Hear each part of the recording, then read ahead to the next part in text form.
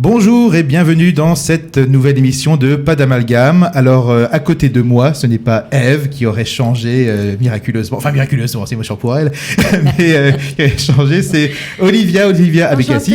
Bienvenue déjà. Merci sur Studio Qualita. En plus, j'ai l'impression de faire un petit passage de relais parce que c'est un peu ma dernière. Ah oui, on a su ça, oui. Exactement, rip à moi-même. Aujourd'hui, pour cette c'est pas la dernière de Pas d'amalgame, mais c'est ma dernière, mais on a pris un sujet concernant, qui va intéresser beaucoup de personnes qui vivent en Israël, parce que c'est un sujet qui revient régulièrement. Ça concerne bien évidemment la création d'entreprises en Israël. Donc on a trois invités avec nous. On va commencer par Sophia Guérin. Bonjour Sophia. Bonjour. Je te demande de parler bien près du micro. Bien près du micro, voilà. Je suis dans le micro. Voilà, donc tu as fondé l'agence 1948, on va Exactement. en parler juste après. On va ensuite parler avec Armand Ayoun. Bonjour Armand. Bonjour. Donc toi tu es à Netanya et tu as ouvert une salle de sport, si je dis pas de bêtises. Exactement. Et le plus beau, peut-être, Michael Weiss. Donc toi tu as monté une agence de consulting. Exactement, en hôtellerie, tourisme et loisirs, assez précis. Ok, parfait. Donc si vous ne connaissez pas les mots Osek Mourché, Osek Patour, Ma'am, vous allez découvrir tout cela en Israël. Vous aurez également besoin d'un comptable qui est un petit peu votre ange gardien, à mon avis, en Israël. Et comment Et bien le choisir. Surtout bien le choisir. Justement, on va commencer par toi, Sophia. Donc tu as monté une agence de communication qui s'appelle Agence 1948. Je suppose que tu ne l'as pas montée en 1948. Non. Raconte un petit peu. Non, on ne l'a pas monté en 1948. D'abord, on a fait comme tout le monde, c'est-à-dire qu'on est arrivé en Israël et qu'on a monté chacun notre Osek Mourché, Osek Patour, à savoir que c'est donc l'équivalent d'une URL de l'époque en France, oui, c'est-à-dire une société en nom, oui. En tant qu'indépendant. On a tous un peu démarré comme ça, et puis après, au fur et à mesure du travail, on s'est, on va dire, consolidé pour créer une entreprise, une société qui est une Chevrat BAM, donc une société, une SARL, on va dire ça pour les Français. Et on a créé ça il y a à peu près, on va dire 8 ans, pour essayer d'être précis. 8 ans, on est une agence de communication, on travaille énormément sur le marché israélien, mais pas mal pour des acteurs français ou européens qui viennent s'installer sur ce marché intéressant. Alors tu as commencé à utiliser les premiers mots, donc Osek Mourché, Osek Patour. On va peut-être expliquer un petit peu ce que c'est. C'est intéressant d'expliquer un petit peu. Et puis les difficultés aussi à comprendre le fonctionnement de ces ouvertures de comptes, etc. En France, en Israël, peut-être, on ne peut pas faire de comparaison. Comment tu as vécu ça, toi ? Alors, on peut faire un parallèle, pas vraiment une comparaison. En parallèle, on va dire qu'en France, à l'époque, moi, ça fait une trentaine d'années que je suis là, donc à l'époque, il y avait le statut de URL, de société donc en nom propre, qui était finalement une petite structure où on n'avait pas d'employés. C'est un peu ce qu'on fait ici quand on est Osek Mourché ou d'abord Osek Patour. Osek Patour, c'est la différence, c'est au niveau du chiffre d'affaires, c'est ça ? C'est au niveau du chiffre d'affaires. Jusqu'à un certain chiffre, on est Patour, ça veut dire qu'on ne paye pas d'impôts sur ce chiffre-là. Alors, je ne sais plus quel est le chiffre aujourd'hui. Le chiffre est actuellement autour de 100 000 shekels par an. 115 000, ça a augmenté. 95 000. À 95 000. Ça varie entre... L'année dernière, c'était 101 000. Ils ont dû le baisser un petit peu. Ça, c'est pour les Osek Patour. Osek Patour, qui est un petit peu l'équivalent de auto-entrepreneur. C'est ça. Voilà. Donc, pour l'ouverture de cela, le plus simple en général, c'est de demander à un comptable de le faire. Il y a également la possibilité de le faire par soi-même. Donc, quand on est à Netanya, on sait... C'est sur Smilansky, je crois. Non, plus sur Smilansky. Maintenant, je suis sur Stamper. Oui. OK. Et je suis en Osek Mourché. Oui. Et un comptable, c'est obligatoire. C'est obligatoire. Tu ne peux pas, tu ne peux rien faire sans comptable. C'est-à-dire, c'est quoi son rôle précisément ? Qu'est-ce qu'il peut faire de plus que ce qu'on peut faire nous seuls, quoi ? Non, tu ne peux pas faire ça seul. Parce qu'il y a pas mal de choses à payer. On a pas mal de charges. On a le MAM en premier. La MAM, c'est la TVA. Oui, voilà, et puis au-delà de tout ça, c'est qu'on a des papiers à remplir. On a des papiers à remplir en hébreu, dans lesquels on coche certaines cases. Et il ne faut pas se tromper. Parce qu'une fois qu'on s'est trompé, ça nous poursuit un bon moment. Ah oui. Donc le comptable, surtout quand on arrive de France, le comptable est essentiel pour remplir ces papiers, pour nous guider dans les démarches, pour nous accompagner au moment où on passe justement un certain chiffre d'affaires et vous conseiller à quel moment on doit changer de statut, pour que ce soit finalement intéressant pour vous. Vous avez également beaucoup de gens qui viennent et qui sont Olim Hadashim et qui ont donc aussi des points au niveau des impôts. À quel moment on utilise ces points, de quelle façon on utilise ces points. Donc pour ça, on a réellement besoin d'un comptable qui comprend toutes ces problématiques et qui est capable de vous accompagner à toutes les étapes. Et c'est pas aussi un comptable francophone qui pourra faire le lien oui, mais pas trop nouvel immigrant non plus, parce qu'il connaît pas justement les lois. Il n'a pas cette expérience, donc il faut essayer de trouver un cabinet comptable qui, même s'il y a une personne francophone à l'intérieur, et également des gens qui sont là depuis longtemps, des Israéliens, qui connaissent exactement les démarches à suivre. On va résumer juste un tout petit peu. Là, donc, il y a d'abord Osek Patour, qui est le statut auto-entrepreneur, jusqu'à 100 000 shekels de chiffre d'affaires. Là, on ne paye pas de TVA. En revanche, lorsque l'on va acquérir des choses, on ne peut pas se faire rembourser la TVA. Ça, c'est dans les deux sens. C'est dans les deux sens. Ensuite, il y a le Osek Mourché. Donc là, c'est un peu le statut de libéral. Les libéraux sont aussi en Osek Mourché. On va se tourner ensuite vers Michael. Donc toi, tu as commencé, comme tu es consultant, tu as commencé par quel... Exactement ce cheminement-là. Premièrement, au Sec Patour, pour commencer à pouvoir facturer légalement. C'était important. Donc ça, c'est ce que j'ai fait dès que je suis arrivé en Israël il y a 7 ans et demi, pour avoir mes premières missions de conseil plus artisanales, on va dire. Donc ça se faisait très bien l'affaire. Effectivement, sans TVA. Enfin, tout ce que j'avais dit, c'est très juste. Et puis quand on a grossi et qu'on a dépassé ce fameux seuil de 95 000, on est passé en Osek Mourché. Aujourd'hui, ça fonctionne très bien. On est encore avec ce statut-là. Par contre, il y a un point très, très important qui a failli nous être fatal d'entrée de jeu. On parlait du choix du comptable et toutes ces choses-là. Il y a quelque chose d'assez spécifique à Israël, c'est que il y a des prélèvements qui sont faits tous les 2 mois, qui sont basés sur les estimatifs de revenus, notamment pour le Bitoach Leumi. Tout à fait. Et ça, on ne l'avait pas compris, ou on ne l'avait pas bien expliqué, ou on pensait qu'en étant Olim Hadashim, on était exempt de tout ça. Et donc, la première année, on a travaillé et on n'a pas tenu compte, enfin, notre comptable nous a pas dit de prendre ces prélèvements. Donc, on s'est cru un petit peu riche, plutôt pas mal dans le business. Et arrivé le moment de faire le bilan à la fin de l'année, et là, on s'est pris un choc à plusieurs zéros à devoir payer d'un coup. Et pour le coup, on a appris ça sur le tas et ça a mis l'entreprise pas en danger parce qu'on a continué, mais voilà, ça a été un moment un peu chaud de la vie d'entrepreneur, quoi. Oui, parce qu'il faut savoir que dès l'ouverture d'un Osek Patour ou un Osek Mourché, on est prélevé par le Bitoir Leumi d'une certaine somme, on cotise. On cotise. Et ça, c'est dès le début. Alors, s'il y a 2 ou 3 mois de latence où on ne travaille pas, on est quand même dans l'obligation de payer, d'être prélevé en attendant d'autres pour avoir activités. une couverture sociale. C'est ça, en prévision du chiffre d'affaires qu'on ferait sur l'année. Donc on estime que la première année, on fera 200 000 shekels de chiffre d'affaires, par exemple, et donc on aura un prélèvement au prorata de ça. Mais ça, c'est pas sur le Bitoach Leumi, ça, c'est pas sur la caisse. C'est aussi sur les impôts. Aussi sur les impôts. C'est-à-dire que sur les impôts en Israël, on paye à la source, mais en début d'année, effectivement, on dit plus ou moins le chiffre d'affaires qu'on estime qu'on va faire. Qu'on pense faire. Et donc, on paye ce qu'on appelle des mikdamot. Ça veut dire qu'on paye des prélèvements en avance, tous les mois, qui sont un certain pourcentage. Et alors, on peut demander à avoir le minimum, on va dire, syndical, dès le départ, parce que ça nous aide à avoir un peu de trésorerie, sauf qu'à la fin de l'année, il faut être prêt à pouvoir compenser. Et là est souvent la problématique des entreprises françaises qui viennent, parce que comme le mode de fonctionnement n'est pas le même, et qu'on leur dit vous avez la possibilité, on va dire, de payer 7%, 8%, ils se disent c'est génial.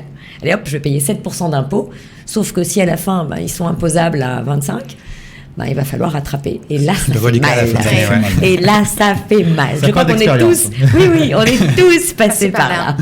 On a tous essayé d'avoir un peu plus de trésorerie quand on en avait besoin. Et à la fin de l'année, on s'est retrouvés comme ça. Donc, effectivement, le rôle d'un comptable et d'un bon comptable, c'est de suivre avec vous l'évolution de votre chiffre d'affaires, de façon à pouvoir vous dire, OK, il faut augmenter nos mikdamot. À tel moment... On peut réajuster à tout moment. Voilà, parce qu'on peut réajuster à tout moment. Ce qui est bien ici, c'est que c'est très flexible. Alors, ça nous donne une possibilité, justement, d'avoir un peu de trésorerie en début d'année, de pouvoir augmenter ses mikdamot à un certain moment, sauf qu'on ne peut pas le faire tout seul, on ne comprend pas tout ça. Et même au bout de 30 ans, je ne comprends rien du tout. Heureusement qu'il y a le comptable. Et même au bout de 30 ans, je dis merci à mon comptable tous les mois. Armand, toi c'est un petit peu plus spécifique parce que c'est une salle. Salle de sport de combat. Exactement. Okay. Donc il y a du matériel, plus de matériel. Je ne dis pas qu'il n'y a pas de matériel, il y a l'ordinateur, mais là c'est pas les mêmes. C'est pas les mêmes. Effectivement. Il y a du matériel et en même temps c'est des cours que je donne, c'est des cours de groupe, des cours particuliers. Et avec ça, je suis arrivé à l'ESSEC Mourchet, on va dire, dans l'année. C'est-à-dire que ça fait 5 ans que j'ai ouvert, ça fait 5 ans que j'ai fait mon alia. Bon, enfin, je refais mon alia. Et ça fait 5 ans, et au début, j'étais en l'ESSEC Patour. Dès que j'ai changé en l'ESSEC Mourchet, les données ont complètement changé. C'est-à-dire que les charges, comme on disait, les charges ont changé. Tout a changé. C'est-à-dire que on pense... C'est bon, ça y est, je suis à l'ESSEC Mourchet, c'est bon, ça roule. Non, ça roule pas. Parce qu'en fait, il y a tellement de choses qui viennent en même temps d'un seul coup. C'est-à-dire, une fois que tu dis, c'est bon, j'ai réussi à mettre un peu d'argent de côté, il faut payer 5 000 ici, 6 000 ici, 2 000 là. Et puis, c'est pas possible, il reste plus rien. Quand est-ce qu'on gagne de l'argent? En fait, il faut, comme j'explique à chaque fois, il faut travailler. Moi, je travaille du matin jusqu'au soir, je travaille de 7h jusqu'à 23h tous les jours. Et donc, on n'a pas le choix des fois à l'ESSEC Mourchet. C'est-à-dire qu'on se met en tant que... comment dirais-je, je suis mon propre patron, donc automatiquement je suis obligé de bosser plus. J'ai pas d'employé, moi je suis le seul employé et je suis le seul patron en même temps qui fait tout. Je donne les cours, je m'occupe des coachings, je fais tout sur internet. Enfin, tout le monde me connaît ce que je crois, et je fais que ça. Je suis dans ma salle de sport de 7h du matin jusqu'à 23h tous les jours. Alors explique-nous, qu'est-ce que tu fais concrètement? Comment t'en es arrivé à ce sport, comment t'es arrivé aussi à Natania, comment tu fonctionnes? Alors en France, pareil, je travaillais et en même temps je donnais des cours, je m'entraînais aussi. Et d'un seul coup, j'ai pris ces décisions-là il y a 5 ans de ça. J'ai dit bon allez, j'étais à un mariage, justement, ici en Israël, et quelqu'un m'a proposé, qu'est-ce que t'en penses si tu ouvrais une salle de sport et tout. J'ai dit écoute, je suis gradé, c'est les grades quand tu fais du sport de combat. Je suis gradé, je suis diplômé, donc je dis allez, c'est quoi, allez bingo. J'ai tout abandonné, c'est-à-dire que j'ai femme et enfants, j'ai tout laissé. J'ai dit je vais venir, je vais ouvrir les portes ici, le chemin, et on arrive. Tu fais quoi comme sport exactement? Boxe thaï et MMA. Ouais, c'est que dalle. Ouais. Fastoche. Voilà, et donc arrivé ici, donc je me suis associé avec un Israélien, sur Haïfa. Ok, et je pensais que c'était comme en France, tu peux t'entraîner tous les matins, midi et soir, toute la journée, quoi. Et en fait, non. En fait, les groupes, ils se font à partir de 4h l'après-midi. Donc, pas de location d'appartement, parce que je suis arrivé ici, je suis honnête, je suis arrivé avec 800 €. Donc, je pensais pas conquérir Israël non plus, mais j'ai dit, bon, on va essayer de travailler, on va essayer de trouver du boulot. C'est vrai que c'est très dur pour quelqu'un, enfin, même si je suis israélien de naissance, que j'ai grandi ici jusqu'à l'âge de 11 ans, je pensais que ça allait être facile. Malheureusement, non. Ok. On nous aide pas trop, quand même. Missaad Klita, c'était vraiment, c'était une tannée. Missaad Apnim, c'est pareil. On pense qu'on nous aide, mais non. Enfin, on nous aide un petit peu. C'est vraiment des petits points. Mais bon, Hachem, il faut retrousser les manches et aller à la bataille. S'adapter à la vie israélienne. Surtout s'adapter à la vie israélienne. Surtout ce que j'ai fait. Enfin, j'ai commencé à travailler dans le bâtiment, c'est-à-dire je travaillais sur les autoroutes avec des Palestiniens. Je me retrouvais le seul juif, en fait, sur 50 personnes, que des Arabes. Et ils me disent, mais qu'est-ce que tu fais là? Tu t'es perdu? Je dis non, mais ça me ramène une parnassa, donc je reste. Et les gens, ils descendaient, il y avait même des gens qui s'arrêtaient sur l'autoroute, ils s'arrêtaient, ils descendaient, ils me serraient la main. Quoi, la cabane, on n'a jamais vu un juif avec. Il y en avait un, même qui est descendu de son camion pour me dire, quoi, la cabane, ça fait 15 ans que je travaille dans le bâtiment, c'est la première fois que je vois un juif avec une pelle et un balai. C'est du jamais vu. Et pourtant, je dis, pour moi, il faut qu'on avance. Et au prochain, on a avancé, et puis voilà. On a avancé aussi avec Michael. Oui. Non, dernière question. Aujourd'hui, tu rassembles enfants et adultes. Enfants et adultes. Combien en tout, j'ai à peu près, je dois avoir entre 70 et 80 personnes. Ça va. Sur Natania. Et ça te permet de vivre. Au prochain, moi. Okay. C'est l'essentiel. Michael, toi, ton parcours, qu'est-ce que tu faisais en France et quel est le lien avec ce que tu fais ici? Parcours entrepreneurial depuis quasiment tout le temps. J'ai une maîtrise de gestion de Paris Dauphine entrepreneuriat. J'ai un 3e cycle de l'école de Lausanne dans l'hôtellerie entrepreneuriale également. Donc ça fait 15 ans que je travaille dans cette industrie, hôtel, restaurant, etc. En France, je travaille dans des gros cabinets de conseil. J'ai eu pas mal de postes opérationnels dans plein de structures hôtelières. J'ai gagné un concours entrepreneurial qui m'a permis d'ouvrir un restaurant. Enfin, j'ai eu une bourse qui m'a permis ensuite d'ouvrir un restaurant. Que j'ai donc créé feuille blanche puis géré pendant 2 ans, que j'ai revendu avant de faire mon alia, donc il y a presque 8 ans. Et ici, Ici, j'ai intégré le marché israélien pour comprendre un peu les règles du jeu. J'étais salarié dans quelques structures. Encore une fois, tout de suite avec mon fameux OSEC Patour sous le coude pour continuer à facturer du consulting. Et puis, après 2 ans, j'ai structuré la boîte. J'avais suffisamment le réseau local et la compréhension du marché, on va dire, pour pouvoir vraiment attaquer la clientèle israélienne en plus du réseau mondial. Parce que la chance que j'ai, c'est que avec Aura Hospitality, donc c'est du conseil hôtellerie, tourisme, loisirs, et c'est le premier marché au monde. C'est-à-dire qu'on peut travailler de n'importe où pour n'importe quel client. Donc ça permet aujourd'hui d'avoir un portefeuille qui est, on va dire, 40% sur des entreprises locales, mais donc il reste 60% sur le reste du monde, et c'est des références en France, au Brésil, en Afrique, etc. Donc, et lorsque ces clients qui sont à l'étranger, en dehors d'Israël, voient que tu es en Israël, quelle est leur réaction? Est-ce que ils le savent déjà surtout? Alors c'est une bonne question. C'est pas quelque chose sur lequel on communique nécessairement. Sur notre site internet, il n'y a pas d'adresse, par exemple, l'adresse postale. Les mails, ça suffit. Les téléphones, on a une ligne française, une ligne israélienne. Donc les gens qui savent que le plus 972 c'est Israël, ils captent. Les autres, tant pis ou tant mieux, je sais pas. Ça ne vous a jamais fait défaut ou il n'y a pas eu de retour? Je pense pas. Pour le coup, ça a été certainement un avantage pour les marchés juifs en dehors d'Israël. C'est-à-dire de se dire, c'est sympa de faire travailler des collègues ou collaborateurs en Eretz. On l'a jamais vu comme une barrière, en tout cas. En aucun cas. On avait peut-être un voyage prévu à un moment donné au Nigeria et c'était un peu galère au niveau des visas et autres, mais on n'a pas donné suite, donc j'ai pas de concret par rapport à ça, quoi. Quelle est votre cible, vous, au niveau de cette agence? Vous avez quelle sorte de clientèle? Qu'est-ce que vous proposez concrètement? On a 3 métiers, principalement. Toute une partie études et stratégie, toute une partie management opérationnel et toute une partie marketing. Sur la partie études et stratégie, donc c'est pour des porteurs de projets, des gens qui veulent développer, ouvrir un restaurant, un hôtel et qui ont besoin de l'étude de marché, la faisabilité financière, de savoir quel type d'hôtel, quelle marque serait bien pour la gérer ensuite, est-ce qu'il faut un restaurant, une salle de banquet, une piscine, voilà, toutes les facilities de l'hôtel. Pareil pour les restos. Ensuite, le deuxième métier, c'est le management opérationnel. Donc là, le produit vit et il nous appelle pour optimiser le pricing, aide au recrutement, la qualité à travers des visites mystères ou la mise en place de process pour répondre aux commentaires des reviews, TripAdvisor, etc. Voilà, on a tout le choix des logiciels de gestion qui est très important aussi, toute la partie tech aujourd'hui qui a un rôle fondamental dans l'industrie. Et le troisième métier, c'est avec mes associés qui gèrent toute la partie marketing et marketing digital notamment. Donc, ils sont des experts, Eva et Jennifer de Aura Brand. Et donc, ensemble, on a créé Aura Hospitality qui, elles, font toute la partie design, création de site, logo, référencement naturel, campagne, etc., etc.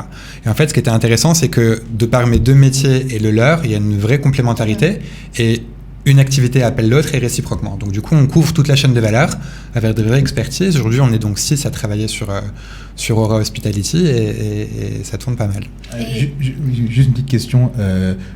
Maintenant, Aura Hospitality, c'est une entreprise ou toi, tu restes quand même en indépendant? Moi, je suis resté en indépendant volontairement, ouais. Okay. Parce qu'au-delà de ça, alors si on va dans le détail, j'ai une autre activité en France.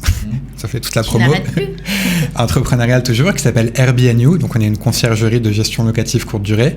D'accord. On gère des appartements qui sont mis sur Airbnb régulièrement, mais voilà, c'est très professionnel depuis quelques années et on a toute cette expertise.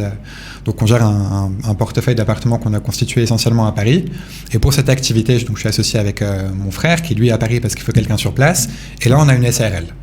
Donc il y a le côté, pour rester sur le débat local, il y a le côté SARL en France versus l'OSEC Mouché libéral en Israël. Et pour le coup, c'est un bon équilibre et au niveau de mes fiscalités, et au niveau des sources de revenus, etc.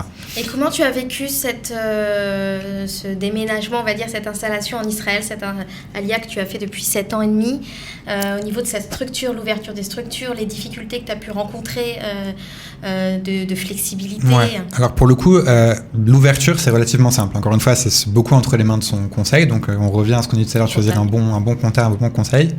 Après, ça va relativement vite. Il faut éditer un carnet de facturation et puis se créer une petite vitrine. Mais ça, c'est la même chose partout. Et ensuite, c'est parti. C'est plus simple pour le coup en Israël qu'en France à ce niveau-là, je trouve. Ça, oui. En Israël, en France, il y a tout un tas de démarches, il y a des délais incompressibles qui sont très longs. Donc avant de commencer à travailler, on a déjà 2-3 mois avant de vraiment tirer le fruit de ce qu'on veut mettre en place. Ici, on parlait de flexibilité tout à l'heure, et c'est vrai que voilà, c'est le maître mot, ça va vite et ça permet d'avancer, quoi. Sophia, on va un petit peu parler des activités de l'agence 1948. Le nom 1948, je ne vois pas d'où vous l'avez trouvé. On se demande. Vous avez pris le calendrier. On a pris le calendrier, on s'est dit tiens, création d'un État. Voyons voir, pourquoi pas. Vous, au niveau de l'activité de 1948, vous avez commencé comment concrètement Alors concrètement, ça a commencé par une belle rencontre entre 3 personnes, Grégory Azerad, Sarah Fedida et moi-même, où chacun était justement entrepreneur et où on avait chacun nos domaines d'expertise, à savoir moi la stratégie marketing, Grégory tout ce qui est web, enfin il est connu dans son domaine, moi je l'appelle le fou de l'écran, et Sarah Fedida qui est donc spécialiste en stratégie digitale, et on s'est rencontrés sur un projet. Un premier projet qu'on a fait ensemble, un deuxième, un troisième, jusqu'au jour où on s'est retrouvés dans la même pièce, le même bureau, à travailler sur un projet en se disant, pourquoi pas, puisqu'à chaque fois qu'on a un projet, finalement, on s'appelle à la rescousse sur ces projets-là, pourquoi pas fonder finalement une agence tous ensemble et en alliant nos métiers, et on a rajouté à nos métiers un studio graphique. Donc on a intégré une personne qui est israélienne totalement, parce que c'est très important pour les codes graphiques justement, qui est notre directrice artistique, et à nous 4, on a commencé comme ça, à nous 4 on a monté l'agence 1948. On est passé donc de ce statut, contrairement, nous on n'est pas resté dans le statut donc indépendant, on est passé sur le statut SARL justement. Donc tu es employé maintenant de ta propre entreprise. Je suis employée de ma propre entreprise, exactement. Donc voilà, exactement. Voilà, donc quand j'ai quelque chose à dire, je tape à la porte, je tape à ma porte, je me convoque. Je ne suis pas disponible, donc, voilà. Pardon. Donc nous on a fait une SARL pour plusieurs raisons. La première, c'est qu'en tant qu'agence de communication, quand on veut répondre à des budgets plus importants, à des appels d'offres, on ne peut pas le faire en tant qu'indépendant. On est obligé d'avoir justement un capital, une société, etc. Donc nous, on est rentré dans ce monde-là. Au bout de quelques temps, on a trouvé qu'à chaque fois, on était arrêté par notre statut social, justement. Donc on a créé la société il y a maintenant 4 ans réellement, c'est-à-dire il y a 8 ans qu'on est ensemble, mais depuis 4 ans ou 4 ans et demi qu'on a créé une SARL. Donc ça nous a permis d'aller travailler avec des budgets plus importants, notamment les budgets comme des budgets européens, où on ne travaille pas avec l'Union européenne si on est indépendant. C'est comme ça. Ça fait 30 ans que tu es en Israël. Comment tu vois la nouvelle vague de migrants qui arrive au cours des 10-15 dernières années, surtout les 10 dernières années, et lorsqu'ils arrivent justement pour créer leur entreprise, souvent on constate souvent des restaurants, des choses comme cela. Vous n'allez pas adorer ce que je vais vous dire, mais c'est pas d'amalgame ici, donc. Donc oui, pas d'amalgame. Je les trouve enfants gâtés, c'est-à-dire moi, je suis venue à 30 ans, on n'allait pas demander ni une aide, ni une bourse, ni etc. On allait, on montait, on travaillait, on retroussait ses manches, et on se posait absolument aucune question. Donc aujourd'hui, on arrive, et puis quand on n'a pas toutes les aides qu'on nous a promis, dit, etc., c'est la catastrophe, finalement. On est abandonné, on est contre nous, enfin bon, bref. Donc oui, je trouve qu'ils sont un peu enfants gâtés. Alors, c'est un peu normal, parce que on prend des habitudes. En France, c'est un pays où on est très assisté, où il y a énormément de lois sociales, où on a 5 semaines minimum de congés. Nous, ça nous fait rire. Hein. C'est génial, plus leur, je sais pas quoi, la RTT, truc, enfin bon, tout ce qu'il y a à prendre comme congé. Donc ici, on travaille. Et après, le lendemain, on travaille. Voilà, donc c'est à peu près ça. Donc je sais que c'est difficile quand on arrive. Donc oui, on a une vague de gens qui sont un peu... Moi, ça me fait de la peine parce que je les trouve finalement après déçus. Et ils sont déçus parce qu'ils sont en attente d'autre chose. Je pense qu'il faudrait un peu moins attendre. Et je pense que quand on fait son alia, on l'a fait pour des raisons personnelles. Et on l'a fait parce qu'on vient chercher ici quelque chose de différent. Et donc, on doit comprendre que c'est différent partout, même dans le travail. Et dans l'entrepreneuriat. Et comme dans chaque pays. C'est pareil dans tous les pays. Voilà. Et je pense que chaque changement est difficile. Même dans le même pays, c'est difficile d'aller d'une ville à l'autre. Mais là, effectivement, c'est une autre langue, une autre mentalité. Et puis, on n'a pas les mêmes bases dans la mentalité de travail ici. On est beaucoup plus, en Israël, proche d'une mentalité américaine, avec un mélange du Moyen-Orient, qu'une mentalité européenne. C'est absolument pas une mentalité de travail européenne. Est-ce qu'il y a un manque d'information d'après toi? Justement, tu disais qu'il y a beaucoup trop d'enfants gâtés. Oui, je pense qu'il y a un manque d'information où on essaye toujours de vendre l'ALIA. Oui, et puis on essaye toujours de vendre l'ALIA. Moi, je pense que tout le monde n'est pas fait pour vivre en Israël. Donc, quand on essaye de vendre l'ALIA, on est là et on sort on va vous aider pour l'Ulpan, on va vous aider pour trouver un job, on va vous aider avec une bourse, etc. Et puis bon, finalement, cette aide, on s'aperçoit qu'elle n'est pas suffisante parce qu'on n'apprend pas l'hébreu en 6 mois, parce qu'on ne fait pas un cours professionnel avec 7000 shekels, et parce que donc, il faut être préparé à ça. Est-ce qu'il y a aussi sur des gens qui ne sont pas prêts à venir en Israël pour des raisons presque psychologiques, c'est-à-dire que même si on leur donne toutes les aides, ils n'y arriveront pas parce qu'ils ne seront pas adaptés Ah mais complètement. Je pense que même si on les aidait et qu'on faisait un tapis rouge, il y a certaines personnes qui effectivement n'ont pas la capacité de s'adapter à un changement, parce que c'est un vrai changement quand même. Sauf si on appelle Armand et qu'on est prêt à sauf si Armand, lui, Armand a fait quelque chose, il a retroussé ses manches, comme il a dit, j'ai fait quelque chose qu'on n'a pas l'habitude de voir. Exact, mais c'est même pas ça, c'est que quand tu arrives à Mixada Pnim, Mixada Klita, je sais pas ceux qui donnent le panier, ils m'ont fait venir des papiers il y a 30 ans, c'est-à-dire que mes parents ont quitté Israël pour la France, des papiers de 30 ans, en sachant qu'ils les avaient. Donc, tu dis, attends, les allers-retours, et à la fin, quand tu dis, oui, c'est 1500 shekels, je dis, tu fais quoi? Et je fais, vous m'aider quand même pour l'appartement, un truc. Elle dit, non, c'est ça, tu te débrouilles. Ah, ok, tu remontes tes manches, et puis tu vas travailler. Oui. Mais la plupart des... Moi, honnêtement, moi j'ai vécu pendant 1 an à Haïfa, et Haïfa, ça a strictement rien à voir par rapport à Netanya. Chaque ville est différente, honnêtement. Chaque ville est différente. Moi, j'ai trouvé ça parce que j'ai dit, bon, allez, moi, je vais un peu d'action, je vais bouger. Donc, j'ai travaillé j'ai trouvé ça comme travail, donc j'ai travaillé ça pendant 8 mois. Mais il faut rien lâcher, honnêtement, comme j'ai dit, et comme tu as dit tout à l'heure. Il y a beaucoup de Français qui font leur alia, mais c'est vraiment des gâtés, c'est-à-dire qu'ils viennent ici, pensent avoir tout avoir. C'est normal qu'on nous donne ça. On est gâtés déjà, parce que quand on vient au soleil et qu'on a la possibilité de travailler... C'est qu'on a la plage quasiment partout dans tout Israël, donc...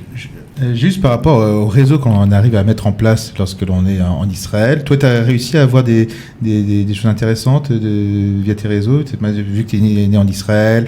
Honnêtement, non. Ça n'a rien apporté. Pas plus de facilité Un petit peu, parce que bon, j'ai la langue, et encore, j'ai la langue, on va dire, quand j'ai quitté Israël, j'avais 11 ans. Donc, je parle comme un gosse de 11 ans, c'est-à-dire que j'ai pas évolué, on va dire, dans mon hébreu. Mais voilà, j'essaie de me débrouiller. Pour les blagues. Ouais, c'est ça. Donc, c'est pour ça que, voilà, j'ai réussi.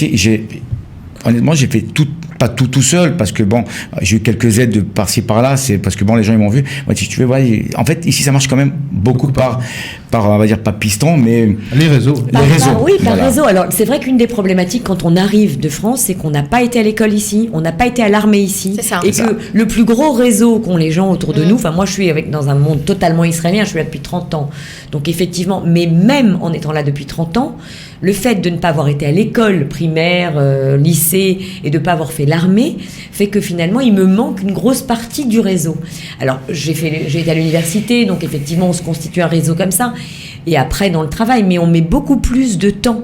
On ne se rend pas compte à quel point il y a une différence quand on vient sans réseau. Plus on vient jeune. Plus on vient jeune et plus on met ses enfants quand on vient dans des écoles israéliennes et on leur facilite finalement cette entrée dans la société, et plus ça va être facile, plus ça va être possible sans encombre qu'on a quand on n'a rien et personne vers qui se tourner quand on a une question à poser. C'est pour ça que les réseaux sociaux, aujourd'hui, la force des réseaux sociaux, des groupes WhatsApp ou Facebook, pour les gens qui viennent de l'étranger pour s'entraider, pour se poser des questions, pour échanger de l'information, est essentiel. Indispensable. Essentiel. Mais je pense que je suis assez d'accord sur le fait que en tout cas pour moi, peut-être pour nous, on est à la marge de pas mal de réseaux. On parlait de l'armée tout à l'heure, des choses comme ça, et c'est clair qu'on ne pourra pas. C'est certain qu'il y a des portes qui sont fermées et verrouillées. Il y a une préférence sur 2 dossiers. Il va coopter son copain avec qui il a partagé des choses. Vous l'avez ressenti, vous ? Enfin, toi, tu l'as ressenti en tant que... Moi, en fait, j'ai abordé le problème un peu autrement, parce que je sais que je pense que quand on entreprend, on arrive chacun avec ses armes. Ça, c'est quelque chose qui est valable sur n'importe quel marché. Tout à fait. Et moi, dans mon artillerie, j'avais pas tout ça. Donc j'ai pas été en frontal là-dessus parce que je sais que ça passait pas. Donc ce que j'ai fait, c'est que j'ai capitalisé sur mon expertise, mon savoir-faire, ma culture européenne, les diplômes, le réseau que j'ai eu à l'étranger, et j'ai été me présenter comme ça. Donc les missions qu'on a pu remporter sur le marché local, c'est des gens qui ont compris que j'avais un benchmark, une expertise internationale, que j'avais d'autres référents et que je pouvais les aider, parce que malgré tout je suis là depuis longtemps et que je connais le marché israélien, à eux aussi casser des codes. Mais c'est sûr et certain que moi j'ai 3 enfants. Pour mes enfants, ce que j'espère le plus, c'est qu'ils auront à leur disposition les 2 caisses à outils, c'est-à-dire celle des Européens / francophones et celle des Israéliens, parce qu'ils ont tout fait ici. Donc le choix sera plus grand. Moi, je pense que quand on arrive entre 30 et 40 ans, c'est pas du tout un problème de passer outre cette deuxième caisse à outils, on va dire, et d'y arriver aussi. Ce qu'il y a, c'est qu'il faut juste arrêter de se taper la tête contre le mur et de dire je vais y aller comme ça, parce qu'effectivement ça fonctionnera pas. Est-ce que tu penses éventuellement que cette première entre guillemets génération qui arrive en Israël et qui viennent avec des enfants qui vont avoir des enfants en Israël, c'est un peu peut-être une génération perdue qu'il faut le savoir? Alors c'est pas une génération perdue, je trouve que le terme est super moche. Non, je suis pas d'accord. En revanche, c'est une question. Non, je pense qu'on essuie les plâtres et on fait de la place clairement pour nos enfants. Mais on peut très bien arriver aussi. C'est pas peine perdue, quoi. Non, absolument pas. Par contre, pour eux, c'est une chance. Ça, c'est clairement.